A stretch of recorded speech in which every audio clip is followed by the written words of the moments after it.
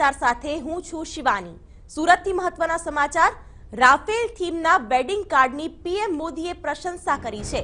કંકોત્રીના ચાહક બન્યા વડાપ્રધાન મોદી। આ કંકોત્રી દેશ માટે કઠિન પરિશ્રમ કરવાનો વધુ એક પ્રેરણા સ્ત્રોત હોવાનું પણ પીએમ મોદીએ કહ્યું છે। તો રાફેલ થીમ પર એક કંકોત્રી બનાવવામાં આવી હતી અને આ થીમ પર જે વેડિંગ કાર્ડ બનાવવામાં આવ્યું છે તેની પીએમ મોદીએ પણ પ્રશંસા કરી છે। કંકોત્રીના ચાહક બન્યા વડાપ્રધાન મોદી અને તેમણે તેનો ઉલ્લેખ કર્યો। દેશ માટે કઠિન પરિશ્રમ કરવા માટેનો આ પ્રેરણા સ્ત્રોત હોવાનું પણ વડાપ્રધાને કહ્યું છે।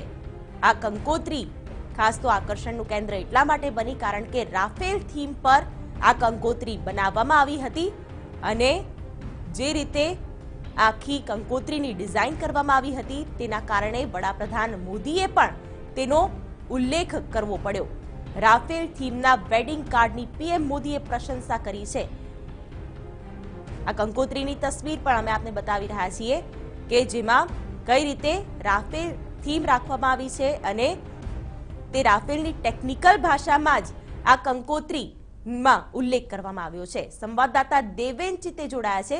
દેવેન, પહેલા તો આ કંકોત્રીની ખાસિયતો શું હતી તે વિશે વાત કરશો।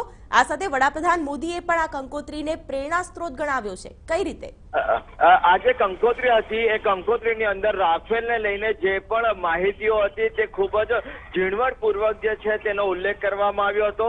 સરકાર દ્વારા રાફેલને કેટલું મહત્વ આપવામાં આવ્યું છે, કેવી રીતે ડીલ કરવામાં આવી છે, ડીલની અંદર કેટલી પારદર્શકતા છે અને ડીલ કેટલી મહત્વની છે અને એમાં વડાપ્રધાન નરેન્દ્ર મોદીની જે કામ કરવાની શૈલી છે તેનો પણ ઉલ્લેખ કરવામાં આવ્યો હતો અને તેને લઈને આજે કંકોત્રી છે તે સોશિયલ મીડિયા ઉપર ખૂબ જ ચર્ચાનો વિષય બન્યો હતો। આજે બંને નવયુગલો જે છે જેઓ પ્રભુતામાં પગલા પાડવા જઈ રહ્યા છે તેમના દ્વારા આ નરેન્દ્ર મોદીને સમર્પિત કરવામાં આવ્યું હતું અને તેમનું કહેવું હતું કે તેઓ નરેન્દ્ર મોદીના પ્રશંસક છે અને નરેન્દ્ર મોદી જે રીતે દેશ માટે કામ કરી રહ્યા છે તેમને એમના તરફથી કંઈક આપવામાં આવે એ પ્રકારની જે કંકોત્રી છે તે બનાવવામાં આવી હતી।